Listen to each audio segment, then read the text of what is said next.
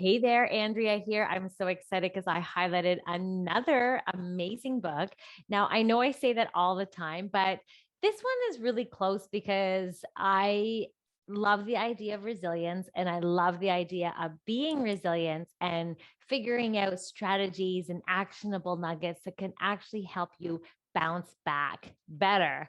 And so, as some of you know, I did go through a struggle where I loved someone with an addiction. And that was one of the hardest things that I went through. And actually, I need to draw on all my resiliency skills and all my positive psychology in order to be resilient through that big challenge.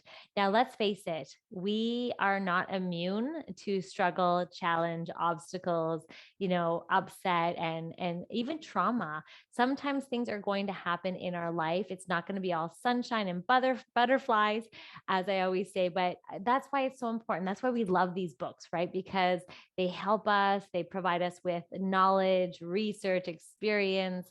And I'm so grateful and thankful for all the authors. So this book by Rick Hanson is so fantastic. It's called Resilient: How to Grow an Unshakable Core of Calm, Strength, and Happiness. Now, I always recommend that if something sparks your interest, to purchase the book and support the author because they put so much love, attention, research, and knowledge and training into their books. And obviously, that this is just a summary. This is just a highlight of the book. So if something does spark your interest, I do highly recommend to purchase the book and support the author. All right, so let's jump in. So these days, it is hard to count on the world outside, as we know, that it can be unpredictable and challenging at times, to say the least. And so it is vital to grow strength inside, strength such as grit, such as gratitude and compassion. And these are basically the keys to resilience and lasting well-being.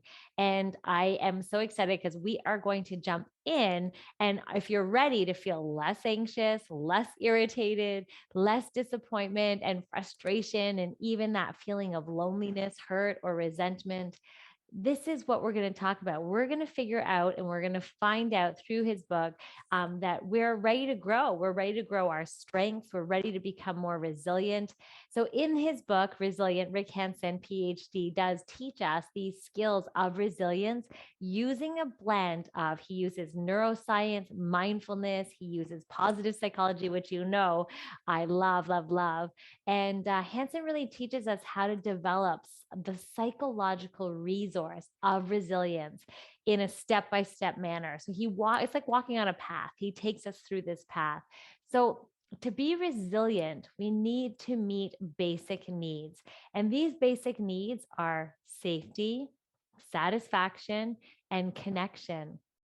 So now that, deserves to be repeated, and we'll repeat it a lot through this whole entire episode, is that think about that, right? In order to be resilient, we need to feel safe. We need to feel satisfied in our life, and we need to feel human connections. We need to feel connected to others and not alone. And I say that a lot, like we're not alone in this. There's a common humanity in everything that we go through. And so resilience is a resource that we can grow, that we can cultivate, that we can actually get good at. So resilience, knowing that we can grow it, it's amazing. So as long as we meet these basic needs, and as long as we do things to really build up those basic needs of safety, satisfaction, and connection, then we're going to be more resilient.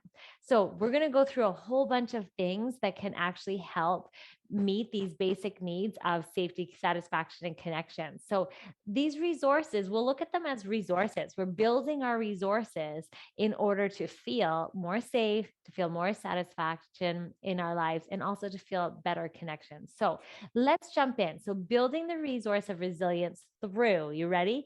We're going to talk about compassion, mindfulness, and learning. So we're going to build the resource of resilience through compassion. Compassion is a wonderful, warm-hearted concern for the suffering of others. Now, I don't know if you've read the book Fierce Self-Compassion by Kristen Neff.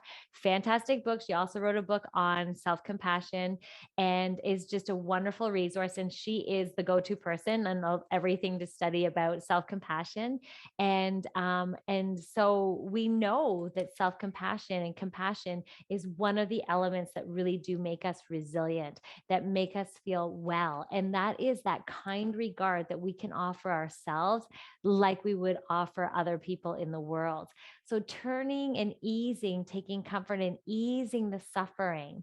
And some of the tips within that is that it's just a warm hearted concern for the suffering of others as well as our own suffering and trying to ease that suffering. And compassion is a wonderful way that you can give yourself and others. It provides us with inner strength and it really does help us to develop and become more resilient. So, recognizing the common humanity, recognizing being kind to ourselves, being mindful of the emotions and understanding your emotions. So compassion, as you can see, is one of the tools or the resources for resilience. Now there's many more, but that is the first one we start. So some of the tips is that he suggests within his book is getting on your own side so you can bring caring to your pain. Be with yourself, be good to yourself, offer kindness and support, even if you have to give yourself a big hug. I know it feels weird at first, and really developing that. And also having more enjoyable moments, having moments where, you can lower your stress, do things to make you feel connected to other, reach out to friends, recognize that you are a part of a common humanity. We're all struggling sometimes. And this compassion really encourages us to reach out to others as well as to be there for others and honoring where you're at. So having more enjoyable moments to lower your stress. Self-care is really important because that's giving yourself compassion and love and caring regard. And so compassion builds confidence and it builds resilience. And compassion also makes us feel, as you can know, safe. It makes us feel safe. It makes us feel more satisfied. It makes us feel connected to others. So you can see how that's one of the resources of resilience. Now, he also talks about mindfulness and how mindfulness is being aware of, obviously, like our brain shapes us. So having mindfulness is kind of recognizing, it allows us to determine what we're resting our attention on, and what we're resting our attentions on a regular basis actually affects us, right? It actually shapes our brain, it shapes our world, what we're focused on. So we can let our brain naturally search for anything that may be potentially wrong or threatening in our life. And in positive psychology, it's called the negativity bias. Our brain is actually wired to notice the negative things in our environment in order to keep us safe. So it's naturally wired that way. So we're searching for potential wrong or danger or threat. So using your mind to decrease what is painful and increase what is enjoyable. So we have the power to do that. We can focus more on things that are joyful and that actually are enjoyable. And we can decrease focusing on things that are more painful. And now it's not pretending bad things don't happen, right? It's about recognizing that our basic three needs are safety, satisfaction, and connection. So we naturally, if we can avoid harm and approach reward or approach things that make us feel good, then we're meeting those basic needs more likely. So he calls, Rick Hanson in his book calls it the green zone or the responsive zone or responsive mode, where we're not in stress response. We're not in the negativity bias, looking for things that could be threatening or dangerous. We're aware of them, of course, but when we're stressed in the reactive mode, our brain naturally has that negativity bias and it acts like Velcro. It's like we Velcro the bad stuff and we Teflon or slip away the good stuff. So negative things tend to have a stickiness by default. So it's really up when we're in the stress response, right? We call it amygdala hijack. The stress part of your brain takes over. So mindfulness really helps us to be aware and it encourages us to kind of step back from the emotion of things and see things and be able to respond instead of react, staying calm and acknowledging emotions and trying to focus on resting your brain on things that actually make you feel better, focusing on resting your brain on things that bring positive emotions. So that's a really wonderful tool. the more we can practice this mindfulness, mindfulness is so much more than just, meditating and, doing yoga. It's about just being mindful of what's going on up here in your brain and noticing where your brain and where your mind is resting. And so we can become more aware and what we're focusing our attention on, right? So using mindfulness to guide your focus. And I remember one of the other books that I read, it's like changing the channel. We can literally change the channel on our mind. So if we're going down that, one channel, it's like, oh, I'm going to change it to the beauty channel, the nature channel, the love channel, the gratitude channel. So you can literally change the channel.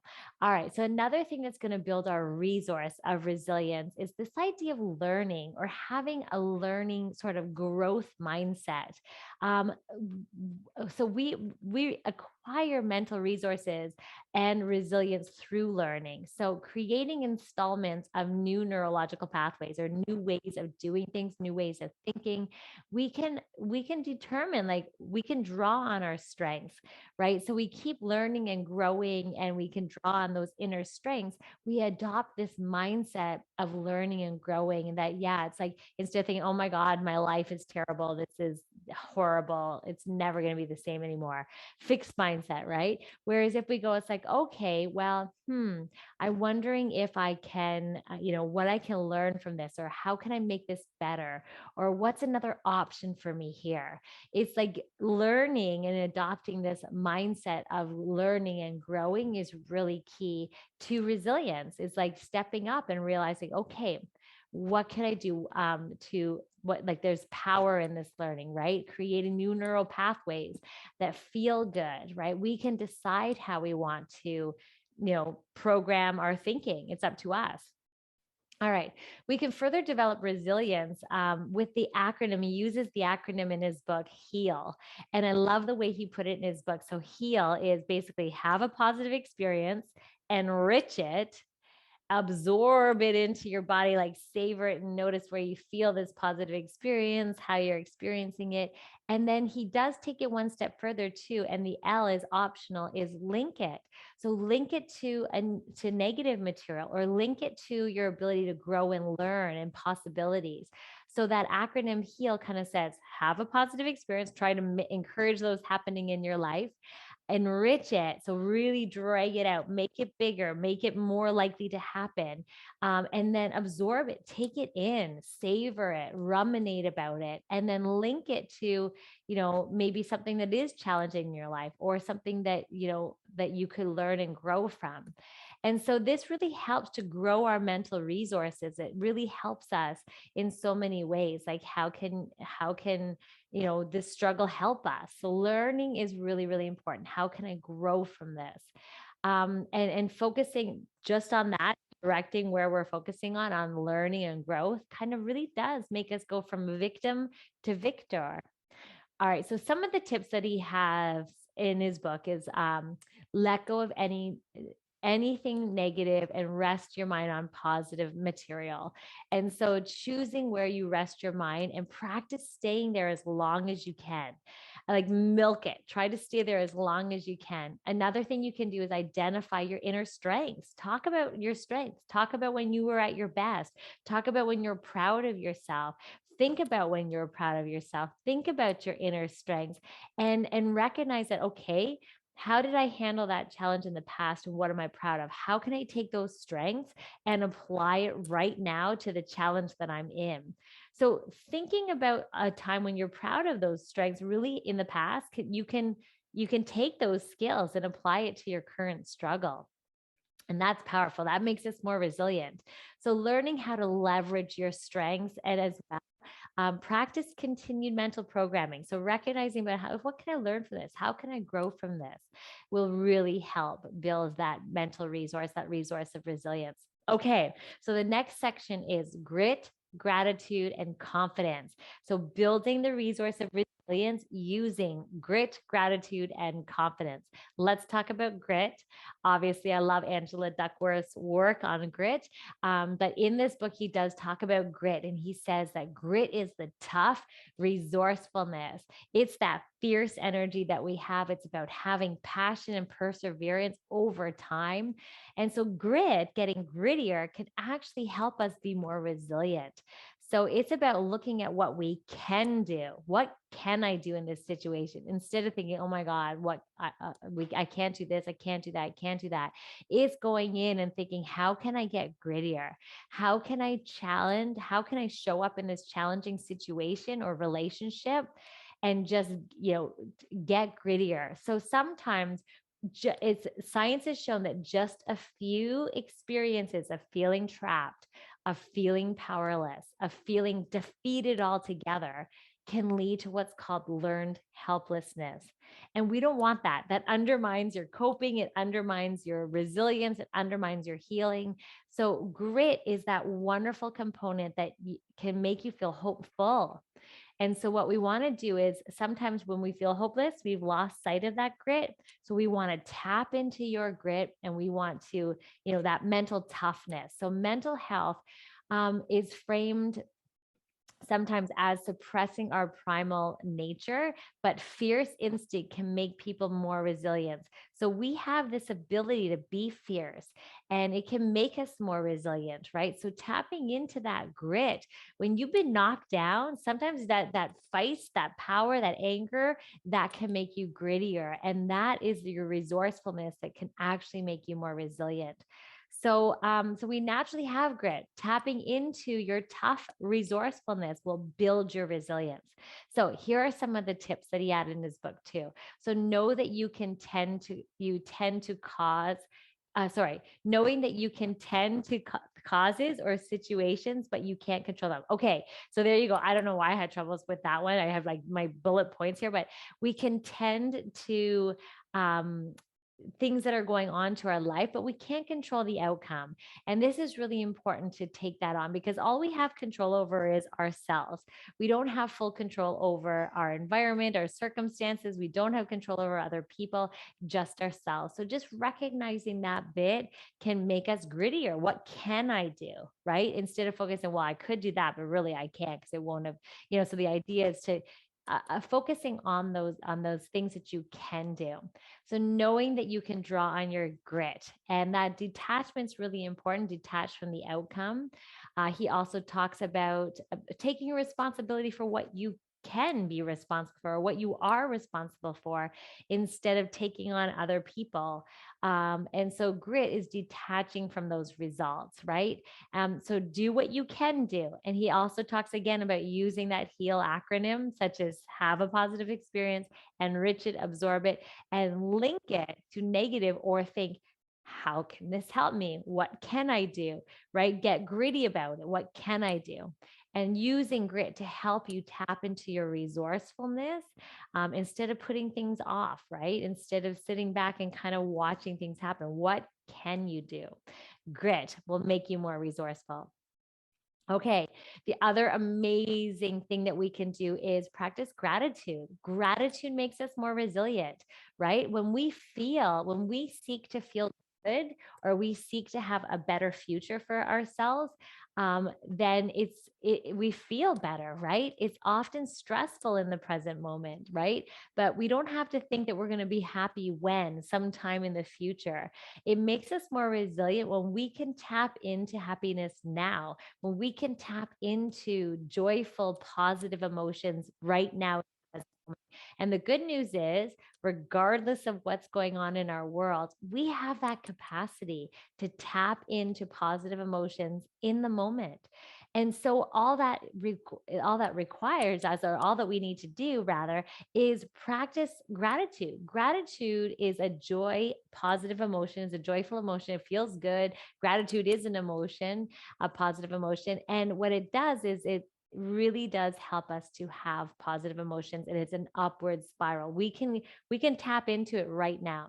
So what is gratitude? It's basically giving thanks for what is beneficial, what is good in your life, right? You can still see what is harmful, you can still see what's challenging, but it's choosing to find pleasure in this moment. It's not about dismissing and forgetting about it, but it allows us to be present in the moment, and it can lower our stress. it can really encourage us to disengage from what's upsetting us. It gives us a moment of making that emotion of joy, pleasure, happiness, gratitude, and makes it last longer. So gratitude really is a wonderful tool that can help milk those positive moments, that can really help us feel better in the present moment that we're in. Positive emotions broaden your mind and help you so you can make better decisions, so you can think more logically, so you can show up in a creative way. And so positive psychology shows that too. And science has confirmed that when we're in a more positive state or positive emotions, we are more creative, we have better memory, we have more problem solving capabilities. And as you can tell, that's going to make us more resilient. All right. So some of the tips here is to experience your gratitude as often as you can, and take notice of your success. Take notice of the good things in your day. Take notice of things that make you feel good. Ruminate, savor them, and really draw it out. Be happy for the happiness of others. I love this one. I get so excited when someone is like, they have this book topic that they want, because I'm also a book doula. I help people painlessly give birth to books and write them and publish them. And when they have a topic that is so exciting, or when their book goes to #1 bestseller, I am literally as happy for them as they are for themselves. And so that I milk it out. It feels so good. So we can tap into the happiness that we feel for others as well. That's a wonderful way to bring out this motion of gratitude and appreciation and positive emotion. So another thing you can do is keep a gratitude log going. So keep, I'm so grateful for this and why, instead of doing all the same ones all the time, like my house, my home, my car. It's like, okay, no, come up with some new ones. Like, I'm so grateful that there's some leaves still on the tree, in this tree in front of my house. And the reason I love it is because when I look out, I really savor the beautiful brightness of that yellow color. It reminds me of the sunshine. It reminds me of brightness and brighter days and this and that. And you can see where I'm going with that, the power of gratitude. All right. So what's good in the positive psychology world? Whenever we meet for meetings, it's like we always ask each other, what's good? It's not that we're pretending bad things don't happen. It's just that's what we're choosing to rest our attention on. And that makes us more resilient. Okay, so another element is confidence, right? So we feel safe and secure when others are dependably helpful and caring. So we can be helpful and caring to others, but others are helpful and caring to us as well. Makes us feel more confident and makes us feel safer and secure. So if we feel rejected, or we feel, insecure, or we're feeling, it's going to make us feel less resilient. So no matter what our past is, no matter what relationships you've been in, no matter what's happened, we can still find the capability to be secure inside ourselves, regardless of what's going on out here. We have that capacity. So looking for opportunities that you feel cared for, looking for times that you do feel cared for, make yourself feel cared for. Um, Look for times to love and experience yourself, tap into yourself, tap into ways that make you feel safe, that make you feel cared for, that make you feel calm. And that'll boost your confidence. That'll make you feel safe. So when you're faced with a challenge, don't, add what's called the second wave. So, you have the wave of the challenge, but then sometimes we're like, oh my God, I hope this doesn't happen again. And, and we go on this tangent. And so we want to make sure that we don't attack ourselves with the inner critic and making ourselves feel worse about the situation than it actually already feels. And so this idea is like figuring out ways that you can disengage from those feelings and disengage from making things worse, from worry, from the inner critic, from the second dart, so to speak, the second wave. It's common to erode our self-worth. It's common to, make things harder than they are. And that's common and human. But we want to decrease that a little bit so we don't erode all our confidence. We want to feel safe and secure. So how are you going to do that? How can you do that? And so you can boost up your resilience. What's going to make you feel more secure? What's going to make you feel safer? and tapping into that inner nurturer and that fierce energy as well, and push back against that inner critic. It's like, no, how dare you say that? I'm actually amazing. So keep seeing your value, tapping into your value. And one way to do that too, that I'm doing with my clients, is assessing your strengths, tapping into your strengths and seeing, even asking a friend or family or someone that loves you, what do they admire about you? You have so much value to bring this world. And so tap back into that confidence, your self-worth, your value, so you can really feel and be more resilient. You can see how that's important, right? Okay, we're near the home stretch of this. So building the resource of resilience through, you ready? The next three: calm, motivation, and intimacy. So we're going to talk about each one of them. So calm, motivation, intimacy, those will all help build our resilience. And so calm is about the nervous system. So we want to keep it balanced. So our nervous system is really important. We have what's called the rest and digest part of the parasympathetic branch of the nervous system. And then we have the fight or flight or fight freeze sympathetic branch that revs us up. So we want to make sure that we're not chronically in that sympathetic nervous system and the stress response, which is very common, but we don't function well there. We're not as resilient when we're there. We're not as problem, solution focused oriented, right? We go in when we're in the stress response, we're looking at the problem, we're stressed about it, we're in the stress response, we have amygdala hijack, our brain can't function as well, and we have all these stress hormones running through our bodies. So calm is actually one of the things that we can do to help boost our resilience. So making sure that we're activating this parasympathetic part of our nervous system, right? Relaxation and meditation engage this parasympathetic nervous system. The calming part makes us feel safe. It makes us feel secure. And when we're in the stress response, we react to and we exaggerate the threats inappropriately sometimes, and we're on the edge. We're like, and we're not responding well to our environment. So we really want to activate this calmness. So think of ways that you can feel safe as you can, how you can calm yourself down, how you can control anger, process anger, right? Or use it for your fierceness to take action in your environment. Of course, sometimes we want to create a buffer around that so we're not in the stress part of anger. And then, so the idea here is it's really, you can be more powerful and assertive by being angry, right? But we want to make sure that anger isn't getting the best of you. So we want to tap into that from a place, will calm down so you can logically look at what it is that's going on. So you can articulate your emotions, so you can process what needs to be done. What can you do, right? So calmness is almost like a buffer. It makes us feel safe. It makes us feel calm. It allows us to respond to our environment instead of react. So being calm actually makes us more resilient. All right. So then this the whole idea of motivation, right? So resilient people are also able to pursue opportunities. So resilience is about bouncing back from adversity, but it's also about pushing towards your goals, pushing towards doing things for yourself so you can show up and just be the best version of yourself. So you can be you at your best. So resilience is about taking initiative to goal set, to follow your goals, to think about the things that you would like to have happen in your life, right?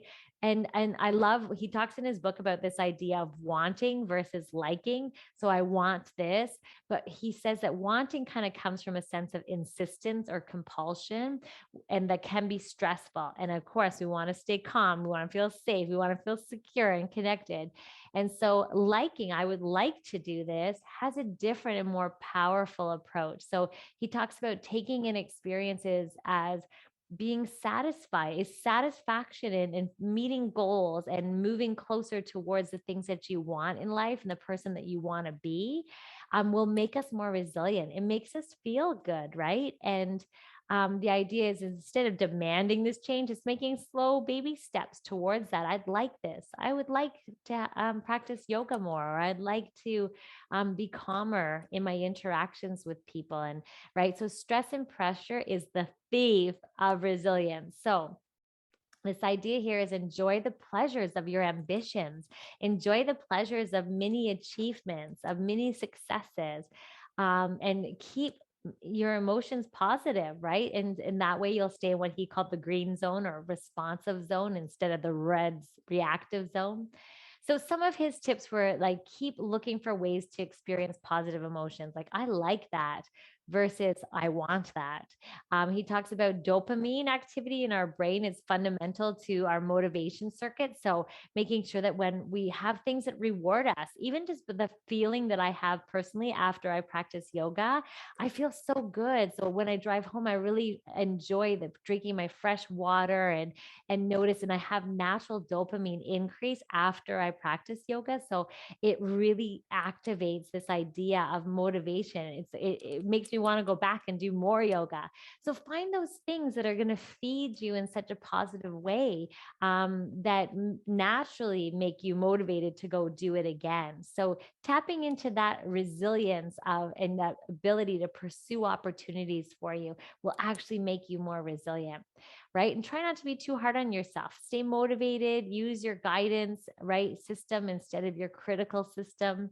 And that'll help us to be more resilient. Okay, so the last part or this section is so great because it's intimacy. So intimacy exists in all relationships. It doesn't just has to be the romantic ones. And so intimacy feeds our basic needs for safety, satisfaction, and connection. So it's really important. So you want to have a strong, in order to have a strong me, we need to also have a we, right? So other people matter. And so you want to feel, although you want to feel like you have autonomy, personal autonomy, where you can do things in your world, you also want to have boundaries so people don't cross your boundaries. But what you also want to recognize is that compassion and reaching out to people and having connections with others is really important. That's where a lot of compassion will come towards you, as well as kindness. And also, it taps us into our strengths. Sometimes we need that best friend to tell us and remind us about our strengths, about what it is that we do well, about what it is, that we're how we show up. And so, it's important to make us feel like we're not alone, how we have a support system, and this idea of intimacy will increase our resilience, right?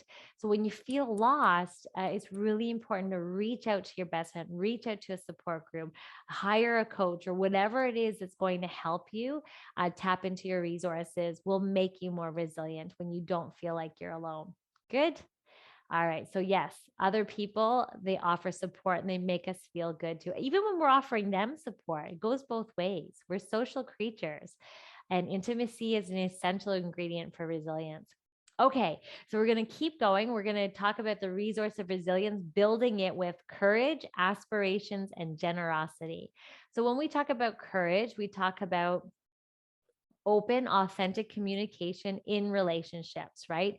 That's going to make us more resilient. When we practice standing up for ourselves, when we have the courage to show up and we have the courage to get out into the world, and sometimes we need the courage to ask for help, that will make us more resilient. So try focusing on sharing experiences with others and building connections instead of solving problems. So have the courage to start new relationships, to reach out to people and benefit from that, right? And trying to not be harsh and judgmental, but rather be curious and observing of people and more tolerant. So trying to focus on being open and being kind to people instead of making demands and requests and really shrinking relationships. I love this part. Shrink relationships to the size and shape that feels safe for you. So having the courage to admit when sometimes a relationship isn't serving you, maybe you need to shrink it. And then also expand the ones that, just make you feel so good and feel supported and safe and connected. All right, so let's talk about aspirations. So when we're young, we have hopes, We've got dreams for a life that we'd really love to have. Sometimes we lose those aspirations. So tapping into a future that feels and you think that is going to be wonderful and fulfilling, like in love and work and relationships and play. We need to have that sweet combination of what we enjoy, what we're talented at, and what we care about. And so this idea is having aspirations that combine those things will make us more resilient. So we'll feel better, we'll be more resilient if we're combining things that make us feel, that we enjoy, that we're maybe good at, that we're talented at, or that we care about. So tapping into your values, what it is that you value, what is it that you are good at, and what do you care about? So really tapping into that makes you more resilient. So some of his tips were like aim high, and also being at peace with the end results. He talks about adopting a growth mindset for yourself, and know that it's okay to fail, that sometimes we'll fail, but keep going. Deliberate practice is really important, like keep practicing. So, talent without practice is like wasted talent. So practice is really important as well. And that'll make us more resilient, right?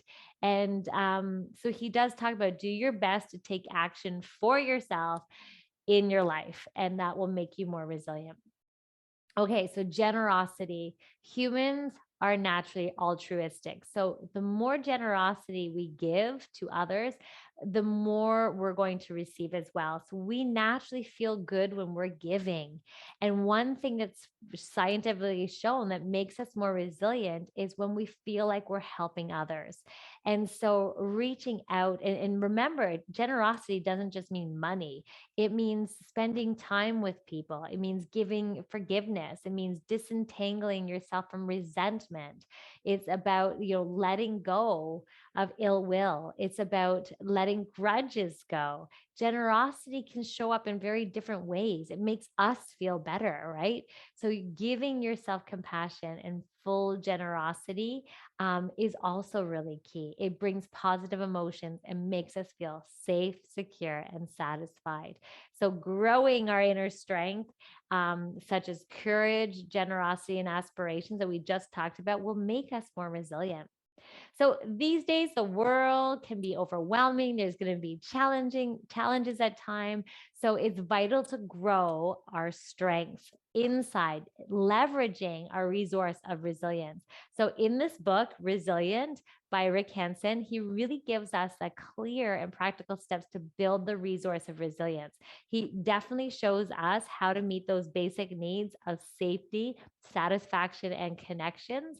And he teaches us that resilience is a resource that we can grow, we can get better at, we can cultivate and make stronger. We can build our resilience so that we can meet the needs by building that resourcefulness. And remember, those are compassion, mindfulness, learning, grit, gratitude, confidence, calm, motivation, intimacy, courage, and generosity. I know I missed a couple, but those are all wonderful resources we can draw on to really build our resilience. So I'm curious, what are you going to do to build your resource of resilience, right? I'm also curious, what makes you feel safe? What makes you feel satisfied? What makes you feel connected? Thinking of some of his suggestions within his book, of course. Also, what resonated with you the most? What key learning do you want to remember? Do you want to take away from this? Anyway, that's it for me. I hope you enjoyed this. Such a wonderful book. Yay, Resilient. Seeing you soon.